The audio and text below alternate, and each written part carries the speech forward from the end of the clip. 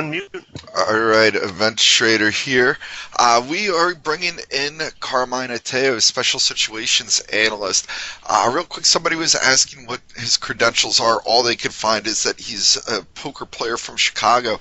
That would be part of his credentials. He actually has been in Vegas the last 2 weeks playing in the World Series of Poker, and I believe, Carmine, you won yourself a free entry next year by winning one of the tables, correct? Yeah, so I got some going to the main event next year, so I'm excited about that, and we'll see how it goes. Yeah, well, congratulations on that. And Thank you. outside of being a pretty savvy poker player, Carmine's been with us for 9 years now, and he does yeoman's work over on the in-play side. Puts together all of the tariff pieces for us, and follows real closely the geopolitical developments. Real savvy guy on the subject, and like I said, has been doing it for us for about 9 years. Posts a ton of the earnings, a lot of the headlines, a lot of the interview coverage that you see going on. He covers all that information. So he's really got his finger on the pulse, which is why we like bringing him in and talking about these geopolitical situations. And he'll be able to rattle off the details for you outside of what the headline noise is. So it's always good to get him on here and kind of give us a lay of the land. So, Carmine, we are playing a little bit of catch up here since you were out the past week and a half or so. Obviously, the one thing that you missed was the Mexico immigration agreement. So, you want to give us a rundown of where we stand on that? Because I know yesterday one of the things that had the markets a little concerned was the president noting that I believe he had laid out a 45-day plan for some things to kind of fall into place. So why don't you give us an update on what happened and where exactly we stand on this Mexico immigration agreement? Yeah, so let's start off from the beginning just to keep everybody up to date. So as you know, the day I left, President Trump threatened tariffs against Mexico if they didn't solve the illegal immigration situation at the border, and so about a week later, though, he backed off of that because Mexico agreed to some things they already agreed to a few months ago. But the one new thing was that they increased the amount of National Guard troops on the border. So that put them aside for now. They put the tariffs aside for now. But I wanted to talk about there is one key difference between what he was threatening here in the Section 232 and 301 tariffs that we're become so familiar with over the last couple of years. So the process is a little different. What he wanted to do with Mexico was declare a national emergency. Now, what that does is it automatically triggers a vote in Congress to try to override the emergency. So it's a little bit hard to follow, but the vote in Congress to override the emergency can be vetoed by the president. So essentially, they would need 67 senators and 2/3 of the House in order to override the national emergency. If Congress wanted to do that, I do mention that because after this plan was initially announced, there was several Republicans that came out against the proposal to put tariffs on Mexico. Now, whether they will follow up their words with actual actions to vote against it, remains to be seen. But if, let's say, the 90 days pass and the president is not happy with the progress being made on the border, and he decides that he wants to go forward with these tariffs, which I have no information that he's going to do. I'm just saying, putting this out as a hypothetical. Then that national emergency would be triggered, and there'll be an override vote in Congress automatically triggered. So it'll likely pass both houses, but then he'll veto it. And the question is if there will be. The question is if there was enough votes to override it, then the tariffs would not be able to go into effect. So that's a little bit different than the USTR Section 232 tariffs, where he can do these basically on his own, and Congress, is against it in some ways. In China's case, they're all for it. So they're not going to try to override that, but in this particular case, they can because it's a national emergency declaration. Okay, that's an interesting aspect of it. So we'll obviously have to continue to see and take the pulse of the overall Senate there, because this is something that the president could tweet about, but still see a little bit of a revolt in Congress. And real quick, just keeping an eye on the S&P as this slips to the session lows here. That's getting through that 28.85 level, so a little bit of weakness, but as we would note that volume does remain light here, so keep that in mind. But this could quickly dip down to that 28.80 level here. So, Carmine, just circling back then real quick, while the president could tweet about this is something that he could see a little bit of a revolt from his party against then. Yeah, exactly. Now, again, let me just put out the caveat that there were a lot of Republicans, including Ted Cruz and Lindsey Graham, two pretty good allies to the president, came out against these tariffs. Now, whether they would follow up their words with actual votes against it remains to be seen. But I think the part of the tell here to see if these tariffs return to the table will be the illegal immigration data. Now, I've been following this situation for a while now, and I just don't see how repackaged proposals from Mexico are going to solve this issue. It's not to be negative on it. I just don't see that happening. Like I said, the only really new thing that they announced was an increase of some National Guard troops on the border, and so once the illegal immigration numbers into Mexico from Mexico into here are right now at a 13-year high, according to the New York Times. So if those continue to rise or stay at those levels, I think it's likely that the president will we'll bring up these tariffs once again in about 90 days. He said 45, but the actual agreement on the State Department's website says 90, so there's a little bit of confusion on that. But this could be a negative headline as we go into the next couple months ahead that people need to watch out for in case, in case these legal immigration numbers do not come down. All right. So let's take a look then and move over to the China trade talks. While you're out there is the G20 finance ministers meeting over the weekend. And it doesn't seem like the two sides have come out and agreed to a meeting just yet between President Trump and President Xi. I know President Trump has said if the Chinese leader doesn't meet with him at the G20, then he's going to push forward for the for the tariffs on the additional 25 or 300 billion, the 25% tariffs. Now, I know we had the hearings this week on Monday and Tuesday. So, Carmine, where do we stand with the China tariffs? Just maybe a quick explanation on the deadline for that 25% tariff on the 200 billion tranche that's set to go into play over the weekend. And then what's the possibility that the president could speed up the review of the other 300 billion tranche that's currently being heard? Yeah, so let's start with the $200 billion tranche. The USTR extended the deadline on that for certain products. Now, this is just a technicality to account for shipment time between the U.S. and China, between China and the U.S. rather, by boat. So a lot of the tariffs went up to 25%. Any products coming by plane went up to 25% back in May. But any products coming by boat, they want to make sure that everything gets matched up properly. So they delayed some products, the tariff rate increase on some products to 25% until June 15th, which is Saturday. So on Saturday, everybody should have all their ducks in a row between the U.S. and China, and that tranche should be at 25% for both. On the U.S.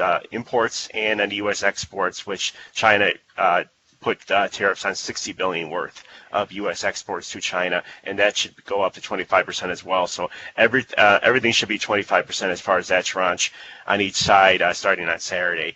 Most of it is now, but it's just a technicality that they delayed some certain products due to shipment time from China to the U.S.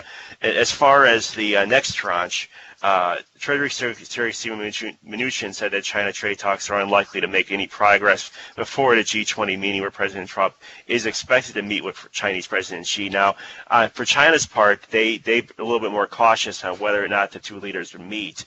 That they haven't put out any definitive statements that the two would meet. Now, President Trump was called in to CNBC while I was on vacation, as far as I understand, and he said that if he if President Xi doesn't want to meet with him or doesn't meet with him for whatever reason, that these tariffs would immediately go into effect.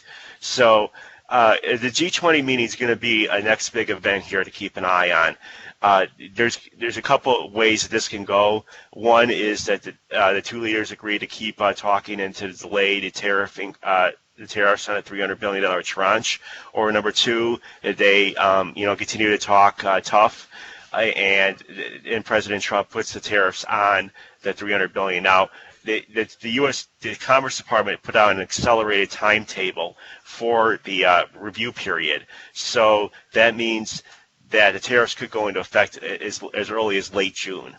So that's something to keep an eye on there. Okay, Carmine. What should we be looking out for then ahead of this G20? I mean, as we just stated, they don't have a definitive meeting yet. Obviously, there could be a tweet from the president, but what are some of the hints that you'd be looking for that would suggest that the two sides are getting closer to meeting at the summit in Japan?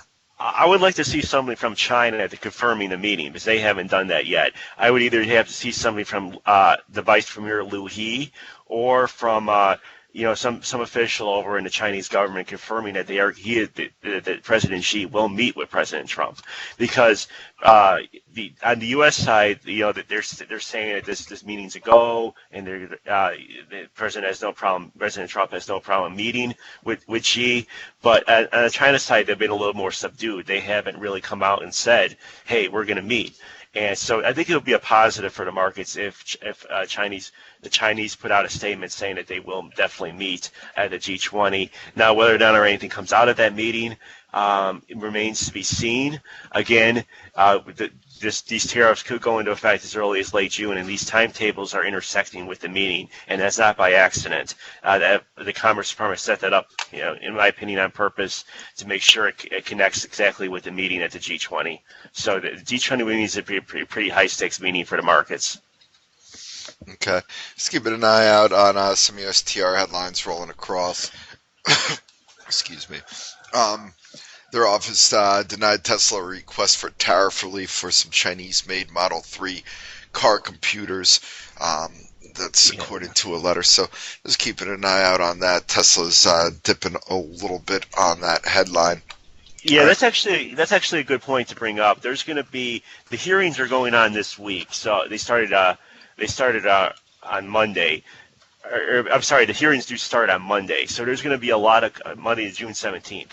So there's going to be a lot of companies asking for waivers or asking for relief from these tariffs. Now, the vast majority of them will not be granted. Unless you're Tim Cook from Apple, you are probably not going to be able to get an exemption. As you know, given that the Apple Watches and AirPods are exempt from tariffs, and that deal seems to be remaining in place because, according to the USTR language, that any exemptions made prior will still apply even if these $300 billion tariffs go into effect. So it looks like Apple's exemption is safe as far as their AirPods and their Apple Watches, which is not really a big part of their business, but it's definitely something. So but I would expect to see a lot more of these types of headlines crossing over the next few days that these exemptions were denied. Or again, there might be some approvals here and there, but I would expect that most of them would be denied. Okay, so headlines that we should be expecting to see. So, Carmine, let's just take a quick look ahead at some of the congressional hearings that are coming up and put that on people's radar. Starting with today, right now, there's a hearing on national security challenges of artificial intelligence. Any idea who might be a witness at that hearing? They didn't put out a witness list, but I wanted to put it out to everybody that probably won't see too much coming out of that, but we'll definitely keep an eye on it. It started at 8 o'clock or 9 o'clock Eastern, so we're 2 hours in. I haven't seen any news from it yet, but we'll be keeping an eye on it. Okay, then June 17th on Monday morning at 9:30 a.m.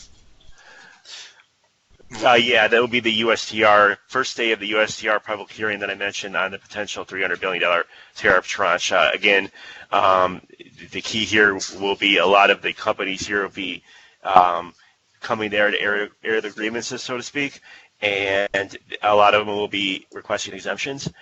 So it will be remaining to see which exemptions be granted, but I wouldn't expect too much to be granted.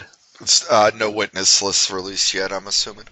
No, they haven't yet, no, but I would expect a lot of companies to be participating. And Tesla, Apple, Boeing, and all those. okay, then finally next Wednesday, it's going to be a Fed day, so probably going to get overlooked. But Yeah. another Senate hearing. Yeah, there'll be a Senate hearing on prescription drug prices. First, there'll probably be a lot of these over the next couple of years. So, again, look at the IBB stocks there. So, for any headlines on that. As far as just circling back to Mexico, though, I wanted to point out some stocks that might be impacted if these tariffs come back to the table. Of course, the automakers. And of course, CBGW, DEO, the winemakers, STZ and TAP. So, of course, the steel names as well. So I think those are some names people need to look out for in case some of these Mexico tariffs. I read your comment from Monday, the saying that basically that, hey, it's great that we have this deal with Mexico, but the president can change his mind at any minute, and that's 100% true. So, I completely agree with that. So it's the weaponizing of tariffs that I think's the problem that the markets are going to have eventually. Because absolutely. What's negotiating if you could all of a sudden have somebody switch on a dime and throw a tariff on you? Yeah, exactly. And just to kind of throw this out there, if the president feels that he got some concessions out of Mexico, again, like I said, to put the facts on the table. Most of the things in this agreement were agreed to before. The National Guard troop increase was new, but most of it was agreed to before.